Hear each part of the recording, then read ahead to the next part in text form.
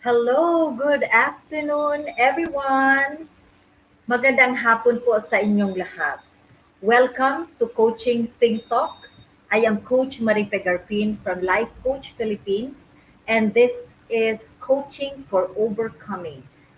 This coaching conversation is for individuals, especially parents, who are facing a lot of challenges in their lives, yet they wanted to come out as the best version of themselves.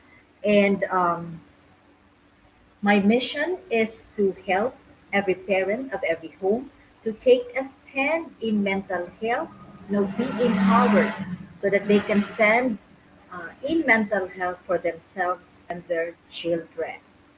So uh, I am a scholar, also the master coach a six steps to a six-figure public speaking career training, and I am also a master builder apprentice to master coach a master builder apprenticeship program, and we build a tribe as we help your unstoppable dream come true. Okay. And You will also find me in as a I am also the founder and the creator of my nth attempt to parenthood. This is a coaching community, a support group to empower every parent, as I mentioned earlier, to take a stand in mental health for themselves and their children. You will also find me in Life Coach Marife. This is a page. I am the creator also and the founder of this page, and all my mental health awareness talk, mental fitness, you will find it there. All my videos will be there in Life Coach Marife, a Garfin page. I am also the founder and the creator of Health and Wellness Coaching Community, and currently we are in our 30 days happiness challenge. Okay, so mga excited po yung mga kasama ko dyan. And I'm also, aside of being, a, um, a life coach, I am a mother, a wife, and an entrepreneur. So I'm the owner of Health and Wellness Coaching Center, and we have this page so that we'll also give people the encouragement, the inspiration, and the empowerment to become the best version of themselves. And so here in this Health and Wellness Coaching Center, this is where I facilitate clients who wanted facilitation in overcoming from weight management to mental health and fitness. Okay, and by background, I'm a registered nurse with 22 years of hospital experience and have transitioned to becoming a professional actively co-create certified life coach and a certified mental health coach. And I'm also an entrepreneur. Okay, so today I'm going to be talking about overcoming, but thank you for joining me live today. And please leave your digital footprints by letting us know where you're coming from today. Please do tag a friend, circulate this video to reach more individuals who may be needing of what I'm going to be sharing this afternoon in this session. You may also give some shout outs to people you want to greet and reach out with some inspiring messages. So if you're watching this on a replay, comment hashtag replay. I am streaming via FB page of Life Coach Philippines and YouTube channel Coach AI Connect. So if you are new in our platform, please like, follow, and subscribe so you will receive notification when we have sessions and conversations like this that will truly inspire you and that will fill your digital space with what is truly important and what matters. So before I proceed, let me give acknowledge my fellow tribe learners, my fellow coaches, the community who's been supporting me all this time. We have Coach Glacy from Batangas, and we have Coach Mao. Thank you so much for joining me, and we'll be seeing Coach Mao later, no, in her segment here in Coaching TikTok. So this afternoon, I'm going to be talking to you about overcoming. So when you talk about overcoming, it is something that you're able to deal with. Something like there's a challenge, there's a struggle, pero nalampasan mo yun. So that's what. So if you look at the slide, no, overcoming is like parang may nakabara. There's a gap, and yet you're able to jump it off. You're able to overcome it. So yun po yung pag-uusapan natin ngayong hapon. So this afternoon, we're going to be talking about there's a lot of struggles no in this world, and we like to maraming bagay at mga challenges and struggle that we like to overcome. But particularly this afternoon, we're going to be talking about overcoming failed expectations.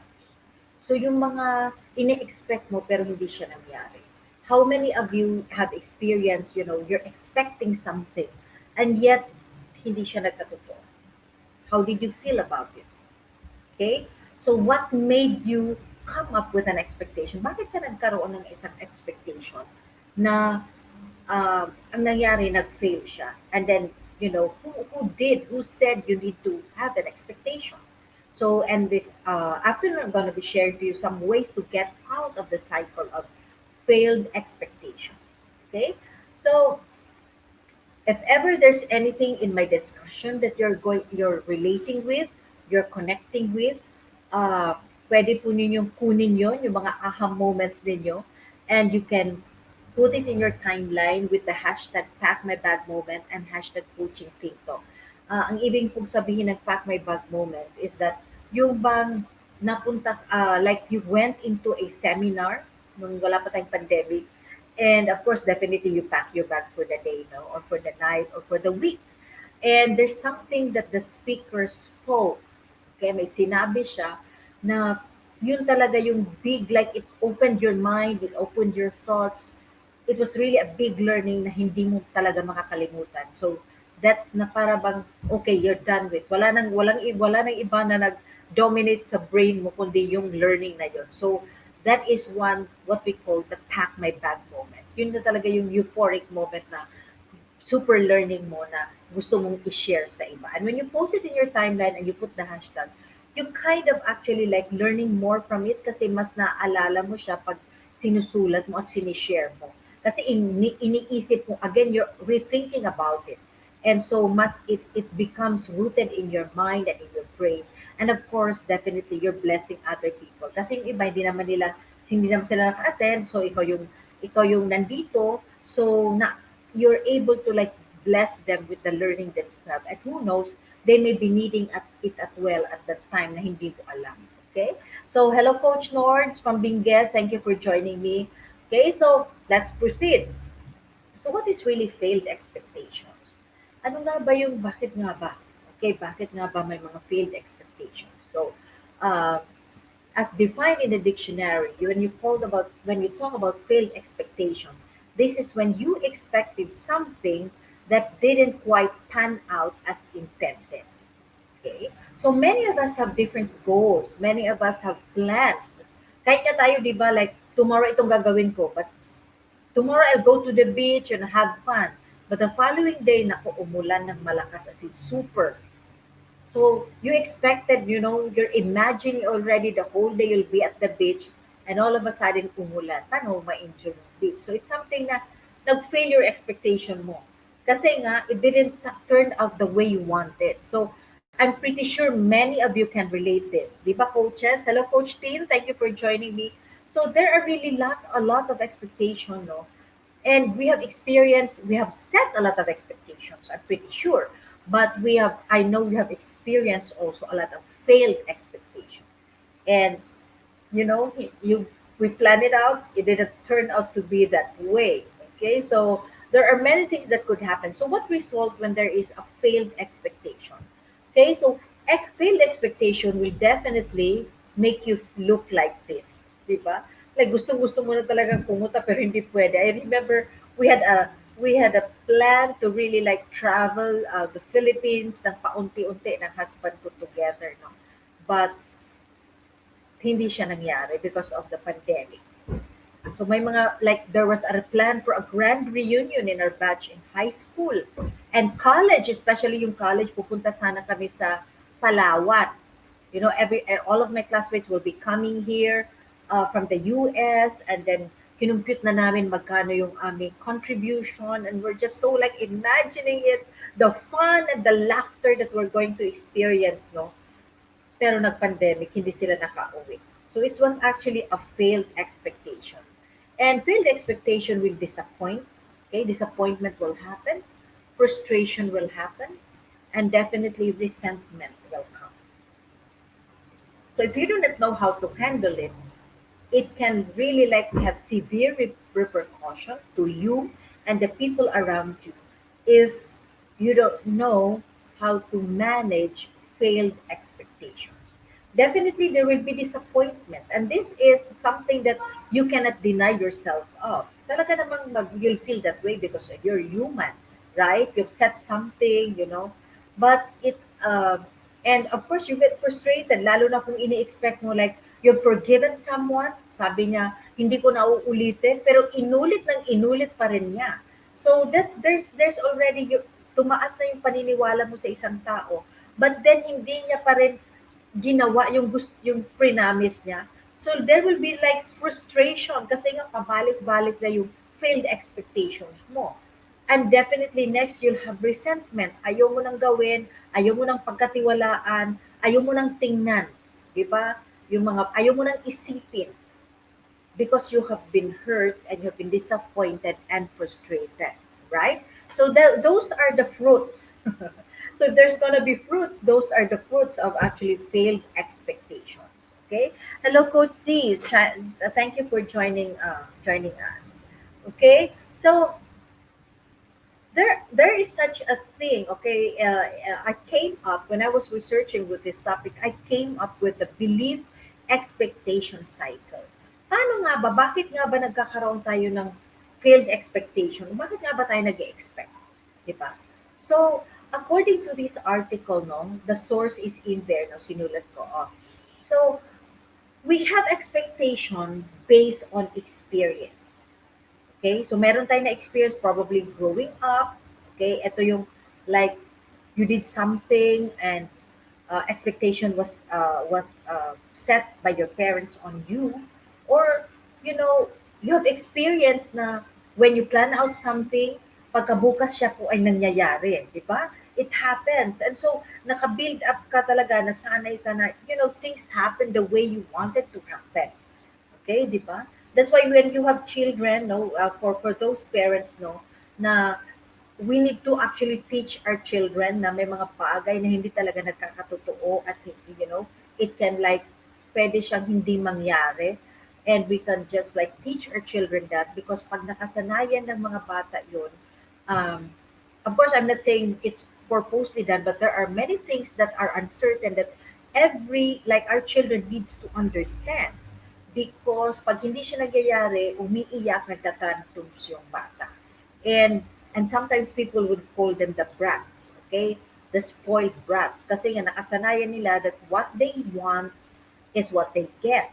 And what they say, what will happen. Pero may mga bagay na hindi nangyayari. So, if expectation comes in through experience, kasi nga nakasanayan mo na ito yung belief mo at ito yung experience mo, so they go together. So experience, start from an experience, and because you've experienced na palagi na mangyayari yung gusto ko so you had that belief, okay? That's the second step, okay? Nagkaroon ka ng belief na nangyayari naman talaga, okay? And so because of that belief from an experience, you form an expectation. You form an expectation. It's just like, we you saw people, okay, for especially for the singles, no, naalala ko si Coach Mau. Okay, so si- nakikita niyo sa mga marriages, ang gagaling yung mga kaibigan niyo talaga, ang gagaling ng mga marriage, walang nag-aaway. So that's an experience, nakita mo So you have that form belief. At so ngayon, pag nag-asawa ka na, tapos meron pala itong mga, there are disagreement, there are mahirap palang mag-adjust sa mga husband, mahirap mag-adjust sa in-laws. So, the expectation, nandun yung expectation. Also, from that expectation, no, pag hindi nangyari, you get disappointed. If it's failed expectations, you get frustrated. So, in the cycle, you have the experience. Because of the experience, naniwala ka, you have the belief, and then you form the expectation. And then from the expectation, it changes your behavior. Okay? Nag-change yung behavior. So, ngayon, expected mo na. When I get this, when I plan this, my behavior is ito yung aking gagawin. Kasi nga, that's my experience. So it's a belief expectation cycle. But what happened if ang nangyari, may disruption? So from the experience, you had the belief, Pero from the expectation, hindi siya nangyari. Okay? From the expectation, walang nangyari dun sa expectation. Hindi siya nagkatotoo. Okay? So, I remember I was speaking to Rotaract last Saturday, and I really told them that, when you're in a relationship, we have so many expectations because we've seen it in movies. But oftentimes than not, what you see in the movies are something to make you feel good. But the reality is, relationship is work. And so if you believe that the other person completes you, then you're in for a failed expectation. Because a person will never complete you, because only God will complete you. So two people must come together to be truly ready. So yun po yung sinasabi ko, no? So, this is, you came up, you developed such an expectation because from the belief expectation cycle, it says that you have the experience, because you experienced that, you form the belief, and then you get into the expectation mode, and it changes your behavior. But as I said, when you talk about failed expectation, there will be a disruption in the expectation process. Nung nandun yung belief mo pero hindi siya nagkatotoo, definitely your behavior will be affected, and that becomes an experience. Again, the cycle happens. You'll have a different belief. So yun yung ating expectation cycle. So what are helpful tips? Paano nga ba tayo lumabas sa cycle of negative cycle, no, of failed expectation? Because there will always be expectation na hindi po talaga mangyayari. Because well, it's not just many of us, we are limited in a certain way because life is full of uncertainty and only God can be certain. And if things are certain, then probably cemented na yung inyong expectation and nothing can happen. No? Talang tuloy-tuloy na yon. But there are many things in our life na hindi natin talaga makukontrol. So what are the helpful tips para you will not wallow yourself in self-pity? You will not just like, hindi mo talaga ma-imbibe yung mga failed expectation na yan, that you will not transition or you will not live in disappointment, you will not live in frustration, you will not live in resentment because of failed expectations. Okay? So what are these helpful tips? So let me share it with you. Una, identify patterns. Identify patterns of wrong thinking. So tingnan niyo po, ano nga ba yung mga belief mo? Ano nga ba yung mga paniniwala mo? Okay, that brought you, that brought you to such an expectation. Okay. Ano yung mga pinaniniwalaan mo? Belief, okay? Ano yung nasa thought mo na nagdala sa'yo sa paniniwala na ito dapat yung end result. Ito yung end result. So this is what I'm thinking, this is my experience, this is my belief, ito yung expectation ko. Good afternoon, Coach Sean. Hi, classmate Irene. Thank you for joining me, Irene Marcelo. So, you identify the patterns of wrong thinking. Okay? Identify that. So, saan nga ba nanggagaling itong paniniwala ko na itong aking expectation will truly happen? Kapag sinabi ko ito talaga ay yung mangyayari. Identify that. Okay? Next is you manage your expectation. So, just like, a machine, just like when you're working in the office, meron talaga mga glitches. Meron mga pangyayari na it's out of your control.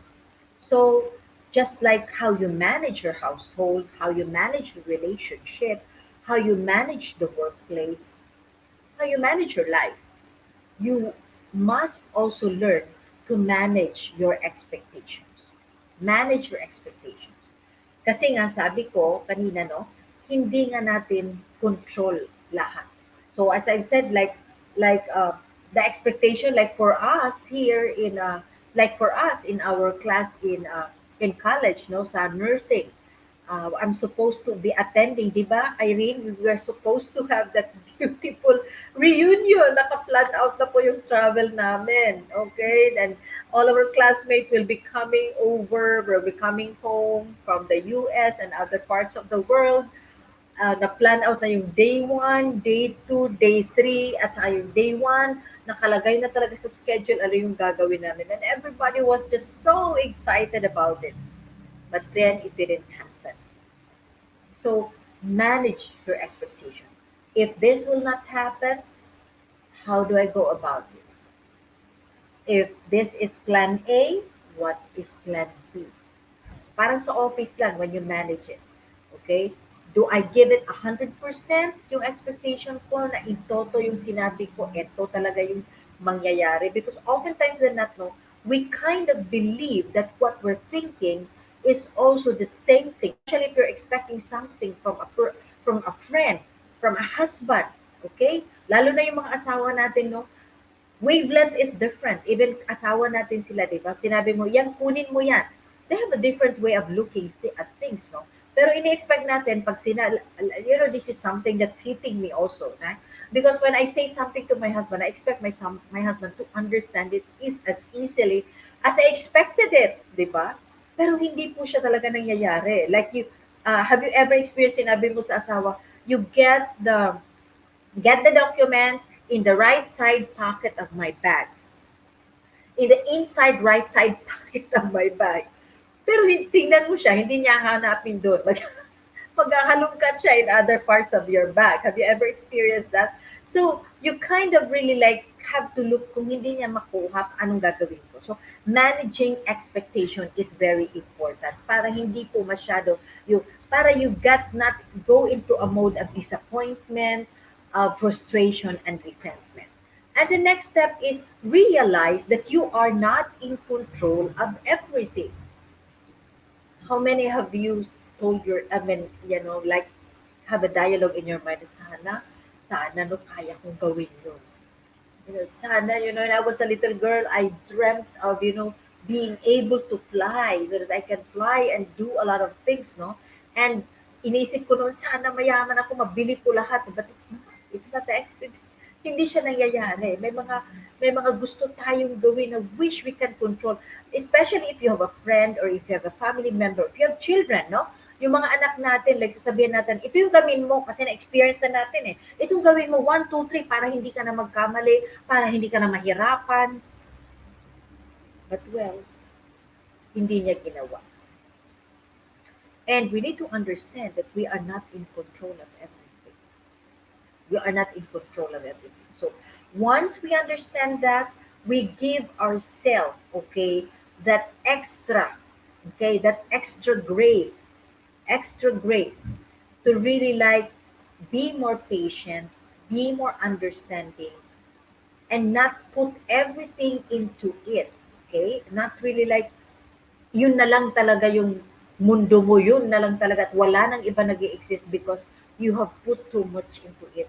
But you need to realize that you can't control. So there will always be something that will disrupt a plan, that will disrupt your expectation. Okay?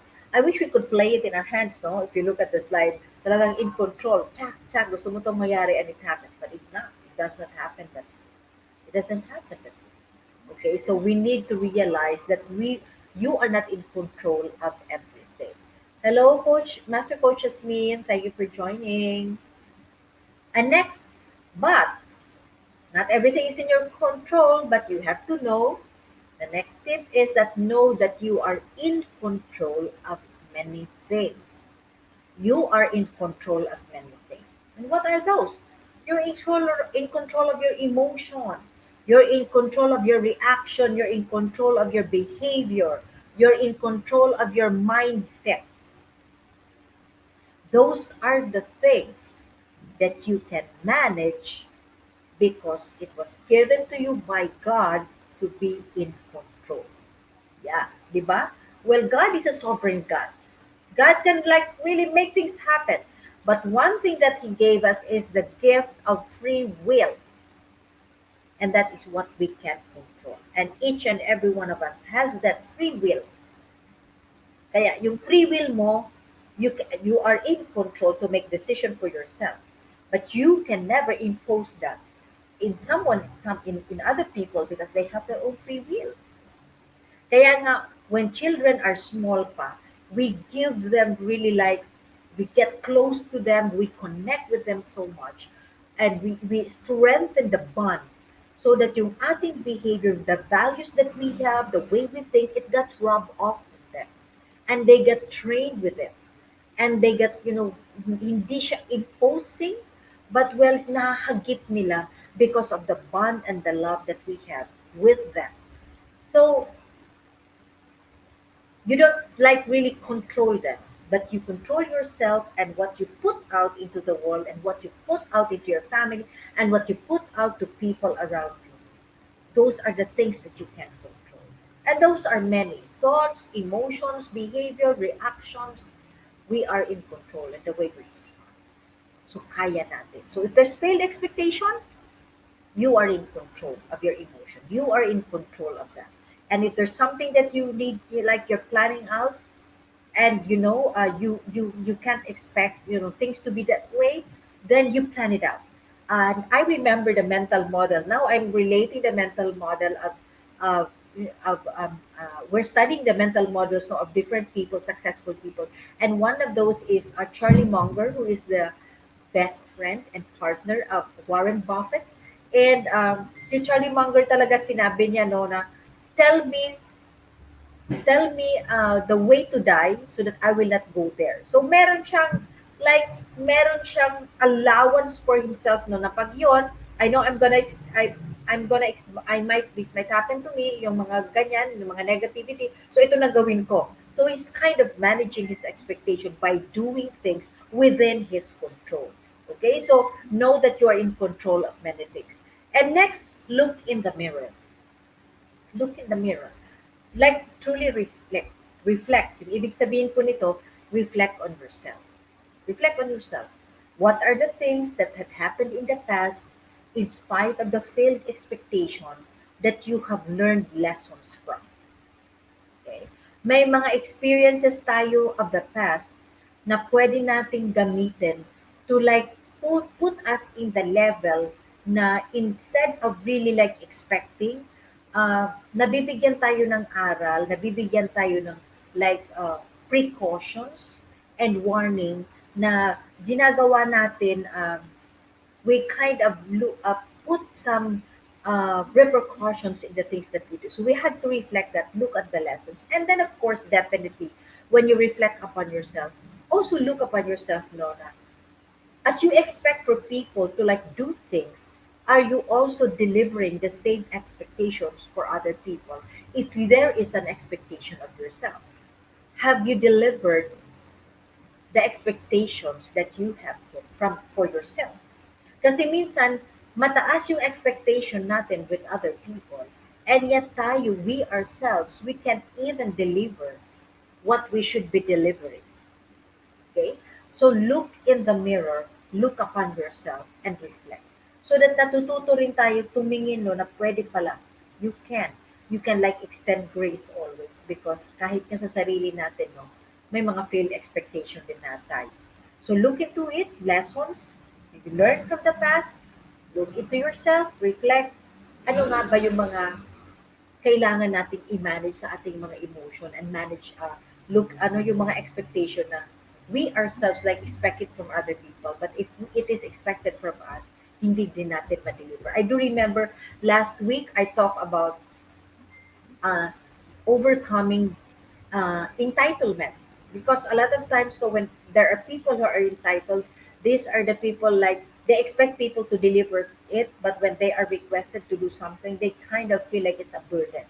So it's a sense of entitlement. So we always have to look back, reflect, so that yung expectation natin, we will always be in check.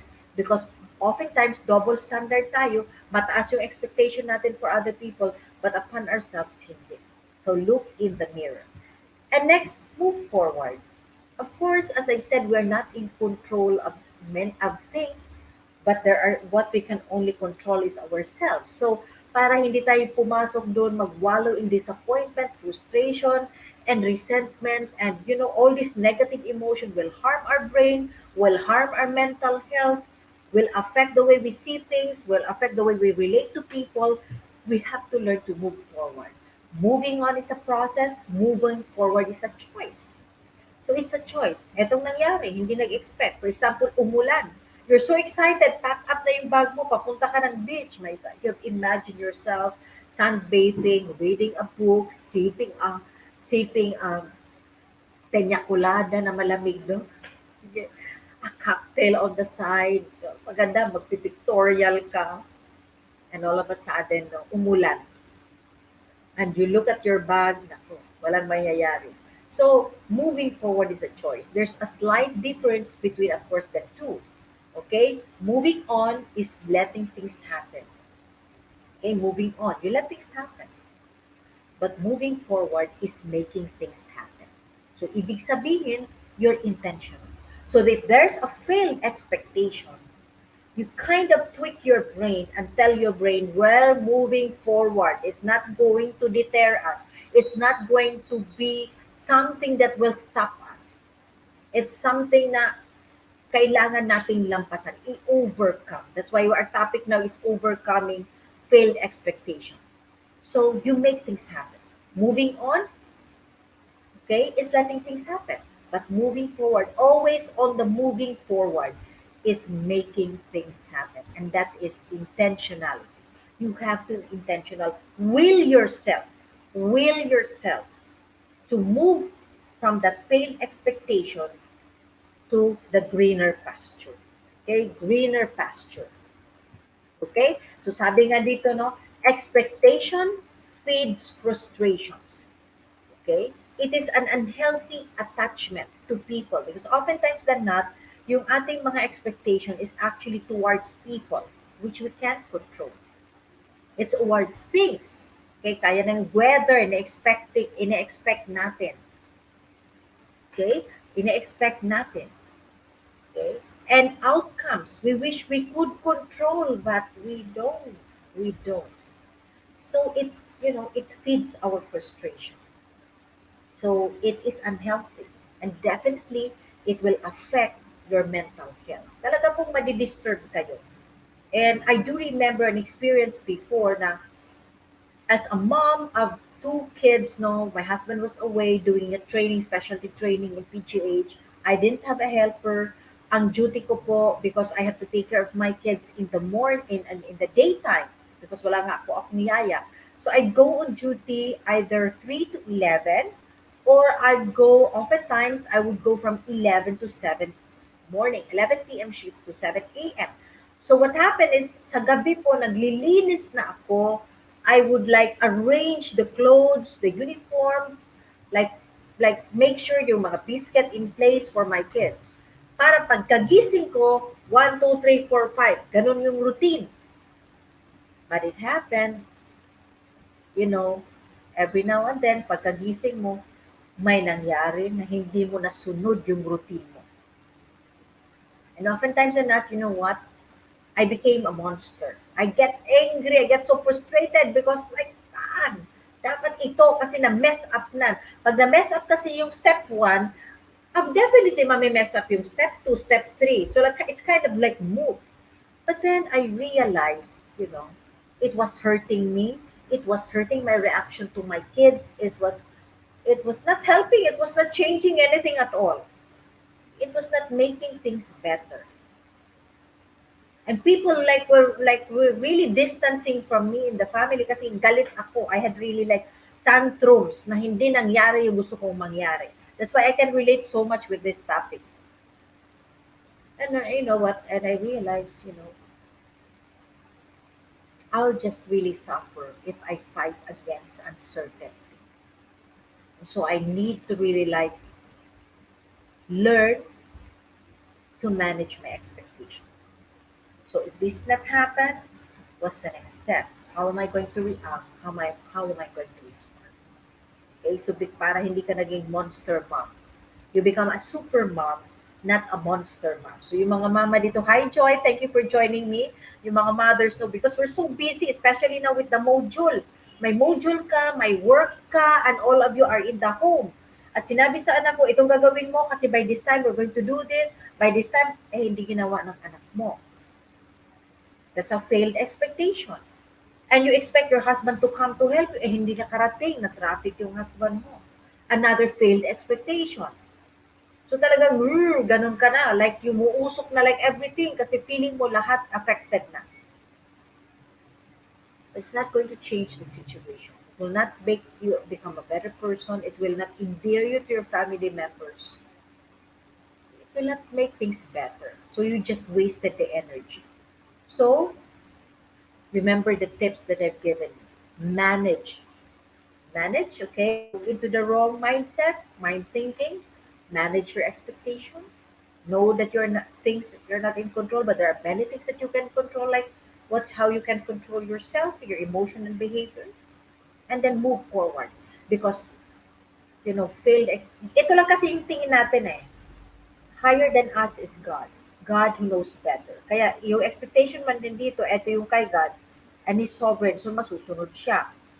So, if you get angry with the situation, especially with the weather, bakit ganito yung nangyari sa mga sitwasyon, basically you're angry with God who is sovereign. Nagalit ka na kay Lord kasi siya naman may full control sa lahat. Okay? At nagalit ka na sa neighbor mo, nagalit ka na sa kaibigan mo, na-estrange yung relationship, did it make things better? So, and it makes it like affected your mental health, bumaba yung moral mo, you spend the energy, your energy, and nothing happens. So expectation feeds frustration. So it's an unhealthy attachment. So we need to really like overcome it. And this verse no has really helped me a lot.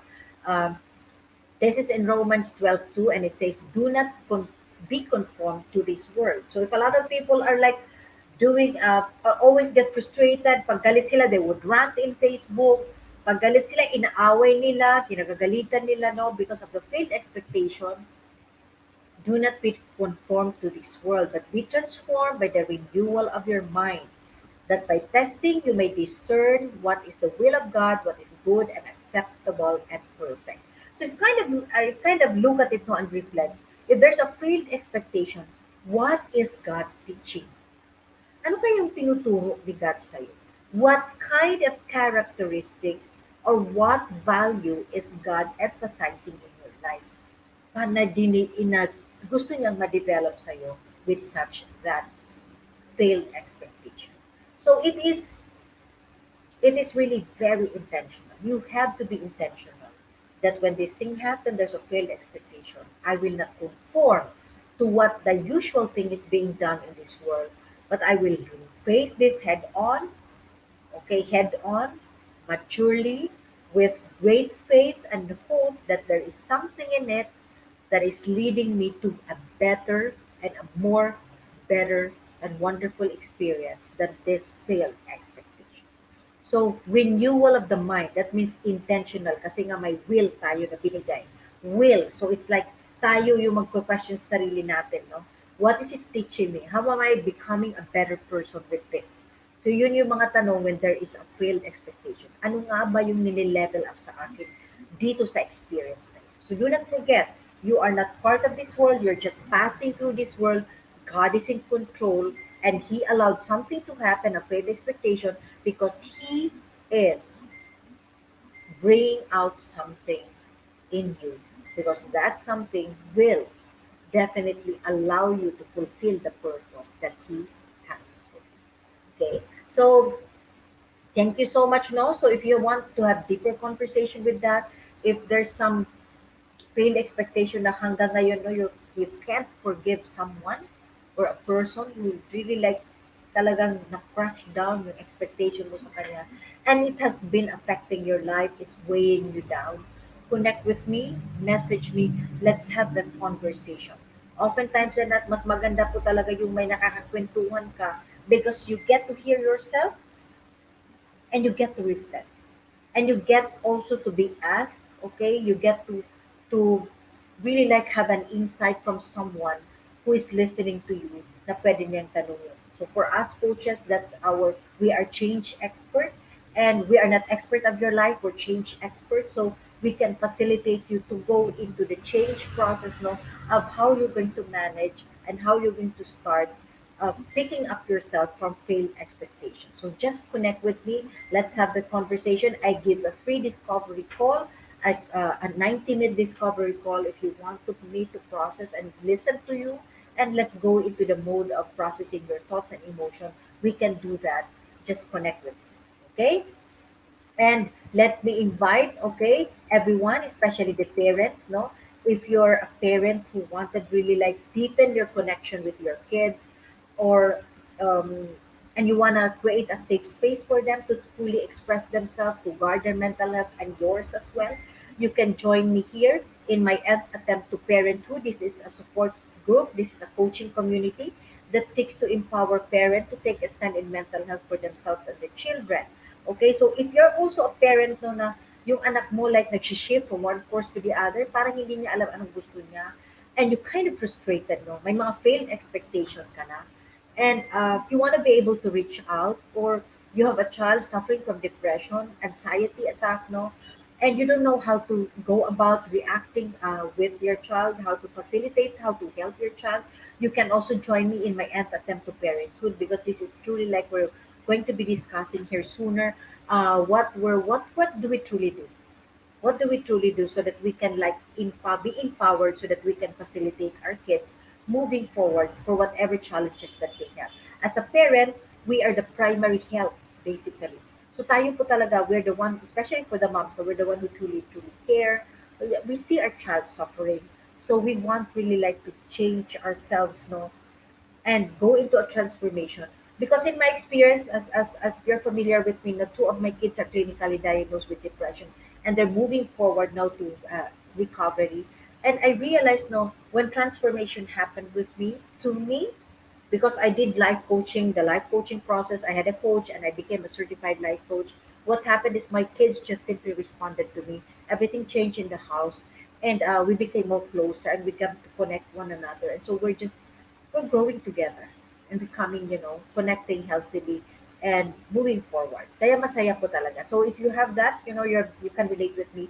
You can PM me. I give you the link, and you can join my Nth attempt to parent. Just answer the question so that you can come in as a member. Okay?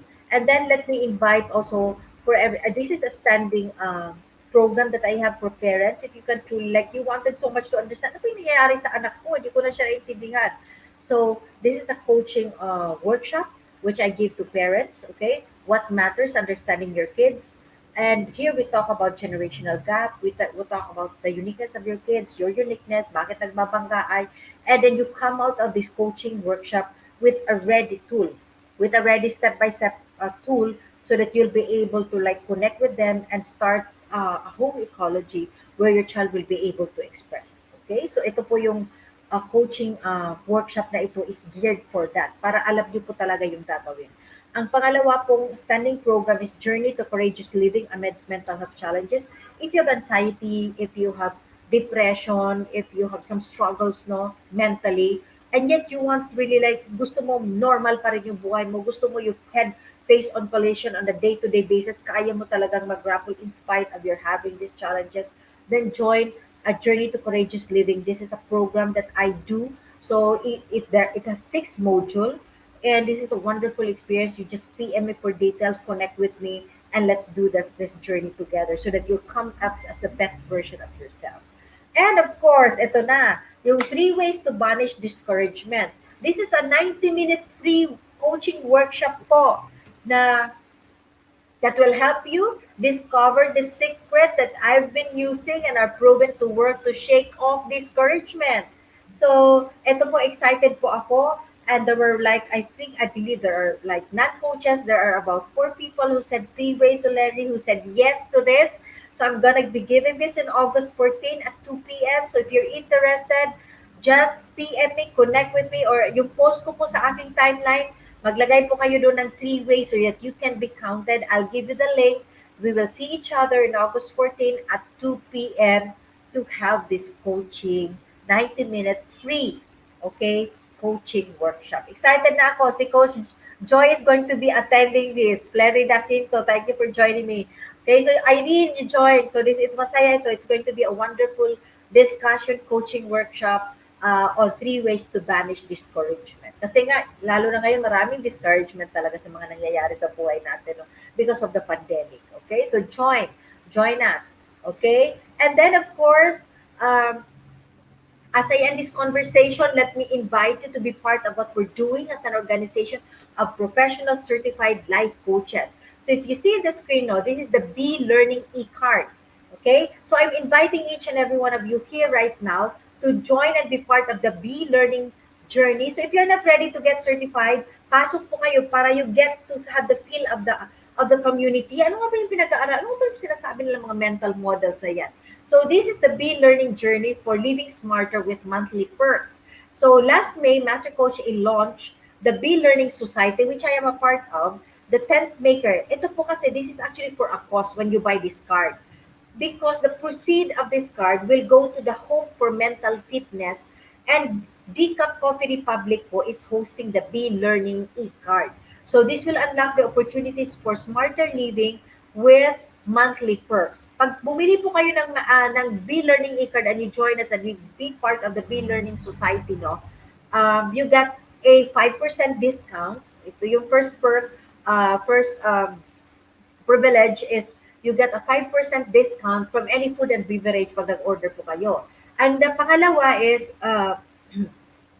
you're going to have an 90-minute coaching, free coaching session with senior coaches. So free po yun, and 90 minutes. A coaching session would range from 1,500 to 2,500 if I'm not mistaken. Dito po sa akin yan po yung rate. Okay? Between Manila, I don't know, it's even higher. I think so. So free na po siya pag mayroon kayong kasama kayo sa Be Learning Society, no? And you get to buy this Be Learning e-card. And then you get to sit in the master class conducted by Master Coach A on the mental model. Okay, mental models, iba-iba po ito. That's why kanina na-mention ko si Charlie Munger, one of the learning ko po ito sa Be Learning, sa mental model masterclass ni Master Coach A. So this is only from Life Coach Philippines, okay? So for this month mental model, we are going to be learning kasi last time we had the mental barbell and then we had coaches remind me, we had the 80-20 rule last time, okay, na yung 80-20 rule, you get to work, okay, 20, like you exert effort on the 20%, pero yung delivery niyan, you get the 80%, okay? So ito naman, so it's shorter, it's shortcut siya. Small effort, big output, no? So ito naman, this August, we are going to be having the third Saturday, the Be Learning, a mental model on polymath. Ito naman yung ituturo. Yung polymath, kung familiar kayo doon sa jack of all trade, master of none. So, i-decipher po ito, i-chunk ito ni Master Coach, i-explain niya, ano nga ba yung ibig sabihin nito. So, this will really like 9 unknown ways to succeed in your field. Ilalagay po ito, i-discuss po ito ni Master Coach A. And for me currently, I'm going to be on my May, June, July. So I'm going to be entering the 4th month, is this August. So this July, I got my bronze. Ito po yung aking, if makita niyo, yan po yung aking bronze for being a mental model collector. So yung tawag po sa amin is mental model collector kasi nga nil-learn namin yung mga mental model. And there are more than 500, almost 600 mental model. So we're learning that kasi pag alam namin yung mental model, for example, you're in a situation, failed expectation, anong mental model yung gagamitin mo dyan? So, if alam mo yung different mental models, you get to know ano nga ba yung gagamitin ko dito. Para yung failed expectation mo, hindi talaga tumama siya at maiwasan mo yung mga disappointment, frustration, and resentment. So, yan yung aking bronze na binigay sa akin na award for being in the as a mental model collector on my 3rd month. Okay, so join us this coming August. Connect with me so that I can facilitate you para tayo ay mag-classmate dito sa Be Learning Society and this mental model masterclass. Okay, so, and also, let me invite you. This is Thursday, bukas na po ito, and especially for the nurses, no? Irene, let's invite our co-nurses kasi ang ganda ng topic ni Master Coach tomorrow. This is on floor, na face-to-face, si Master Coach ay magdi-discuss dito sa Indica Coffee Republic. So, pwede po pumunta doon, maupo kayo, just order a drink or a cake or whatever, no? And makinig po kayo sa kanya. She's going to be discussing the fatigue awareness and recovery tips. And for those who cannot go to DCAP, you can tune in FB Live, no? tomorrow at 7 p.m. Sa DCAP po ito, there will be, Master Coach is going to be discussing fatigue awareness. And this is very much needed for mothers, especially kasi nga sa mga modules, yung mga teachers, there's also tired kasi nga gumagawa sila ng module and many of them are transitioning. Nurses, frontliners, and doctors, they need to be aware. Ano nga ba yung fatigue awareness and what are the recovery tips? So bukas po ito, 7 p.m. So join us po. FB Live can be done, or if you want to see Master Coach like really live teaching, go to DCAP Coffee Republic po bukas. Okay? And if you want to like professionalize yourself, as a coach, get certified. So for individual who intend to embark on a journey of becoming a certified life coach, Master Coaching now offers co-actively co-create life coach certification program. And this is truly the best. You know what? I did not have a single regret for really going into this program because I came out, you know what, honestly, I came out empowered, I came out ready to practice as a life coach. Okay, so this is a comprehensive approach to learning and mastering life coaching as an active process of creating a new path to achieving results in life. So that success is inevitable in every coaching relationship. So it includes a 21-day web-based learning. So for example, mag-enroll po kayo ngayon because you can enroll anytime. You can start the 21-day, parang module siya in the web. And after that, in August, merong 3-day live bootcamp si Master Coaching. Iupo po kayo sa classes niya. Sa tatlong yon, live yon, via Zoom. Uupo kayo doon sa 3 live coaching bootcamp. And then, kayo po ay, after that, you'll have another 3-day business bootcamp. Live naman po ito, Zoom pa rin, by the senior coaching team para maturuan kayo paano i-launch po yung business nyo as a professional certified co-actively co-create life coach. Okay? So if you're interested, because the program package comes with many bonuses, no? Connect with Coach Rizal at 0917-586-1661 and discover the opportunities waiting for you in this profession. You know, be part of us. You're going to not just become a better coach, you become a better person. Yun po talaga yung pinakamagaling doon. Okay? Then do join us. Again, let me invite you. Okay? Tapos na po ako. Okay? I hope you get to be excited. But do join us for another coaching conversation with Coach Maureen for coaching for single living. So if you have friends out there, no, na mga single, and you know, pagod na sila sa tinatalong sila palagi kailan ka mag-asawa, may boyfriend ka na ba? Okay? Let them join at 4 p.m. Special po ito sa mga single. Coaching for single living at 4 p.m. with Coach Maureen. And please follow us. Coaching Think Talk in Life Coach Philippines happens Monday to Sunday. Wala po itong stop. 10 a.m., 2 p.m., and 4 p.m. You just have to log in. Okay? At you'll see, you'll just like flow and really like take in so much good stuff that will make you level up for you to become a better person. So, Coaching Think Talk in Life Coach Philippines. So, thank you so much for joining me once again. Thank you so much everyone for being here. Once again, this is Coach Marife Garfin from Life Coach Philippines for Coaching Think Talk. Coaches like us think and talk like this. This is us from the Philippines. Love bamboo, love bamboo, love bamboo. God bless everyone. Thank you so much for joining me.